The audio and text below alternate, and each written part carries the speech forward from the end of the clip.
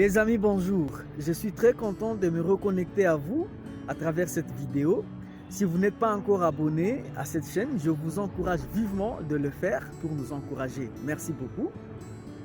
Cette vidéo est toute spéciale parce qu'elle va mêler l'intelligence artificielle et les pratiques pédagogiques. Comme vous le savez très bien, l'intelligence artificielle s'impose pratiquement dans tous les domaines.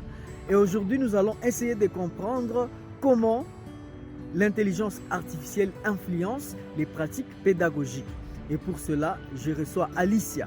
Alicia, c'est une invitée de marque spéciale. Elle a plus de 20 ans d'expérience en tant que professeure. Elle a enseigné à l'université Jagellonne, mais également à l'Institut français. Actuellement, elle est entrepreneure. Elle est fondatrice d'une entreprise qui s'appelle Au Pays du Fleu. Et aujourd'hui, disons actuellement, elle est installée à France, à Nice. Elle est venue à Kampala pour partager avec nous ses connaissances, nous former dans différentes approches pédagogiques qui sont destinées essentiellement aux jeunes enfants de 6 à 12 ans. Et donc, je vous recommande vraiment de vous approcher. Elle a créé beaucoup de ressources pédagogiques pour Clémentine 1 et 2, mais également elle participe régulièrement à la revue du Clé international, le français dans le monde. Et donc, je vous prie vraiment de vous accrocher parce que ça fera chaud. On se retrouve juste après cette transition.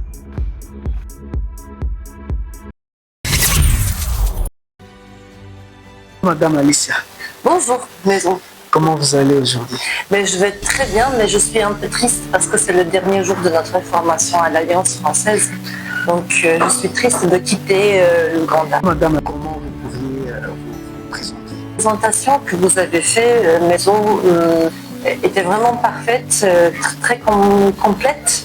Moi, ce que je peux ajouter de mon côté, c'est juste que je suis avant tout professeure, enseignante, passionnée de sa profession et qui aime beaucoup partager les expériences, les pratiques avec les autres.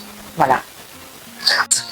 D'après vous, quels sont les grands défis auxquels sont confrontés les enseignants et les apprenants aujourd'hui? De nos jours, ce qui est le plus contraignant pour les enseignants et pour les apprenants, c'est la motivation.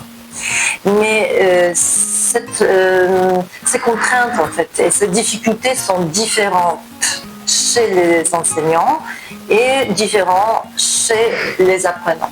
Pourquoi? Parce que les enseignants sont souvent confrontés en manque de motivation résultant de difficultés financières, du fait que qui ne soient pas bien respectés par les apprenants, par la direction. Ils ne sont plus libres d'utiliser des pratiques pédagogiques innovantes. Innovantes dans le sens, pas dans le sens technologique, mais dans le sens spontanéité, déplacement, bruit qu'on génère peut-être en faisant différentes activités en salle. Et du côté des apprenants, donc la motivation n'est pas très forte parce que justement nos apprenants très souvent se disent mais à quoi bon apprendre tout ça étant donné qu'on peut tout trouver sur internet, donc j'ai pas besoin de mémoriser parce qu'à tout moment je peux vérifier. Et même dans le cas de la langue française ou d'une langue étrangère, il y a Google Translate où voilà, il y a des traducteurs de toutes sortes où je peux tout simplement mettre en marche l'application, entendre ce que l'autre personne me dit, ça s'affiche directement sur l'écran et donc en fait je n'ai même pas besoin d'apprendre une nouvelle langue pour communiquer avec quelqu'un qui ne parle pas la mienne. Voilà, donc je pense que on se pose des questions à l'époque actuelle, à quoi sert vraiment l'apprentissage vu que tout le savoir est sous la main, dans la poche. Voilà, donc ça dérange beaucoup, je pense.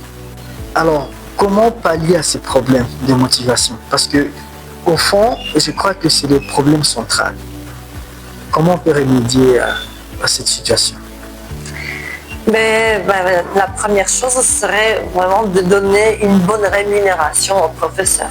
Voilà, les professeurs doivent vraiment savoir que on valorise leur expérience, on valorise les années d'études qu'ils avaient faites, des études qui étaient vraiment dures. Et que justement ils ne sont pas moins payés que voilà, les autres professions qui ne nécessitent souvent pas de diplôme spécifique, mais qui ont une utilité publique, disons, un peu plus, comment dire, en fait, on a besoin un peu plus d'avoir par exemple des surfaces propres, d'avoir des vendeurs parce qu'il y a des produits à vendre, et alors qu'on se dit à un certain moment mais les professeurs justement chacun peut être professeur parce qu'on a tous un peu appris à l'école, on sait comment faire, voilà, donc de ce fait souvent je pense on pense que les professeurs ne méritent pas beaucoup de salaire parce que de toute façon leur métier consiste à parler, juste à être en classe, ils ne font pas de travail physique et on sous-estime en fait leur travail. On ne s'imagine pas que le professeur doit se préparer à son cours, doit chercher des ressources, il doit corriger des copies, il doit rester à compléter les fiches de présence, les fiches de suivi de chaque cours, il doit être en contact avec les parents. Donc en fait, son travail ne se termine pas avec la sonnerie finale à l'école. Donc il repart à la maison avec énormément de travail à accomplir encore. Voilà. Et du côté des étudiants, donc je pense que surtout, il ne faut pas faire comme s'il n'y avait pas d'Internet, comme s'il n'y avait pas d'intelligence artificielle, mais il faut quand même rendre les apprenants autonomes et faire en sorte qu'ils sachent fonctionner d'une manière autonome. Donc au moment où à un certain moment il n'y aura pas d'électricité, il n'y aura pas de batterie dans le téléphone, il n'y aura pas de connexion Wi-Fi, pour qu'ils ne se sentent autonomes dans la réalité juste parce qu'ils n'ont pas où trouver la réponse à leurs questions. Voilà, donc je pense que le principal enjeu serait là.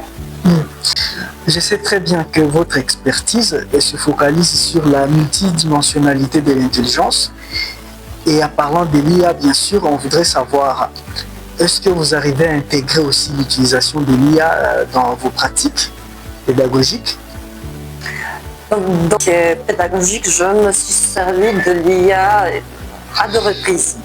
La première fois, j'avais décidé de demander à l'une des intelligences artificielles de créer un scénario de cours.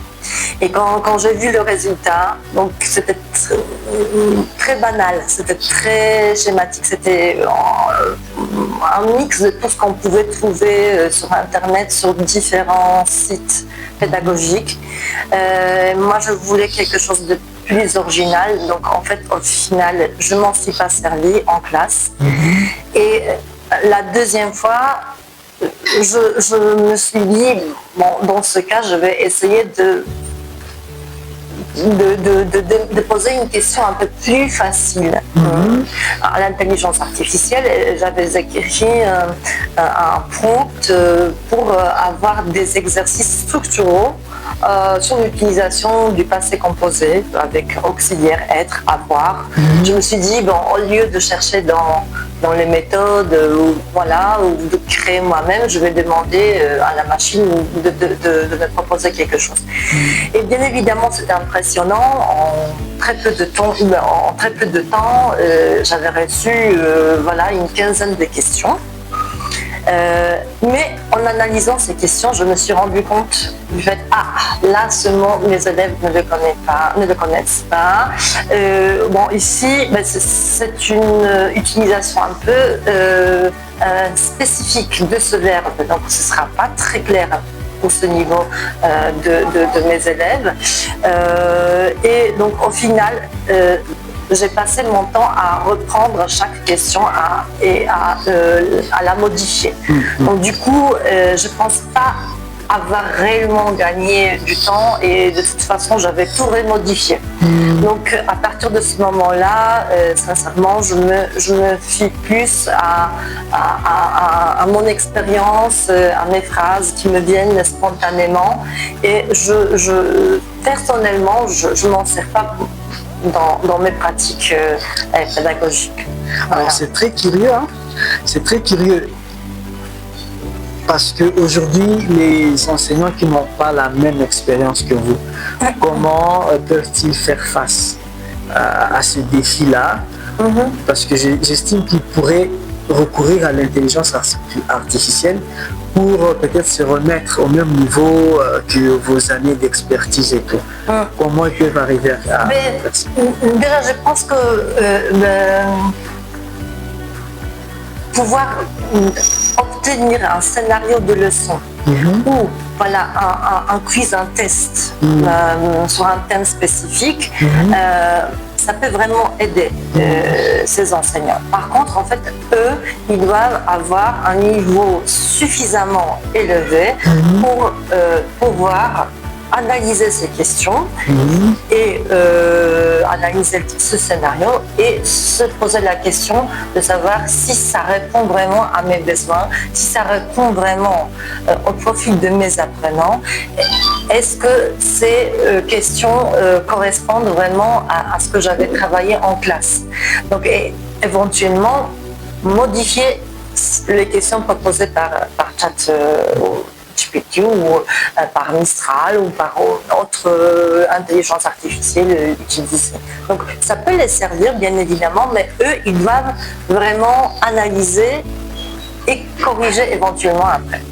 Alors ce qui nous amène à dire que les enseignants n'ont rien à craindre en pensant que l'intelligence artificielle pourrait les remplacer un jour. Parce que dans les débats qui émergent ces derniers temps, la plupart des gens pensent que... Moi je suis calme. Il faut dire que les bons enseignants n'ont rien à craindre. Les enseignants créatifs, les enseignants qui ont un bon niveau n'ont rien à craindre. Devenir professeur de français et enseigner aux enfants, donc j'ai envie de dire, soyez toujours comme le petit prince. Donc, n'oubliez pas votre âme d'enfant. Voilà. Pensez toujours aux activités, aux choses qui vous plaisaient quand vous étiez petit. Et dites-vous que vos apprenants, même d'ici une vingtaine d'années, vont avoir ce genre de réflexion, ce genre de regard sur ce que vous faites en classe. Donc n'oubliez jamais l'enfant que vous étiez en classe. Et sinon, soyez surtout plein de passion, parce que si vous êtes passionné, vos étudiants, vos élèves tout petits vont voir cette passion et c'est contagieux en fait, une passion, un enthousiasme. Et je trouve que c'est vraiment la plus belle profession du monde. Et je suis contente d'être professeur, et si j'avais pu choisir encore une fois ma profession, j'aurais choisi d'être professeur. Waouh! Et merci beaucoup d'être venu ici à Kampala, partager avec nous tous ces grands bagages d'expérience. Ça nous a façonné, ça nous a encouragé, ça nous a marqué. En tout cas, je prie Dieu que le mystère de la vie fasse encore croiser nos chemins. Moi aussi. Merci beaucoup de nous avoir choisis et suivis. Je vous propose de rester connectés sur cette chaîne parce qu'il y a encore des nouveautés et de belles surprises qui nous attendent. Merci et au revoir.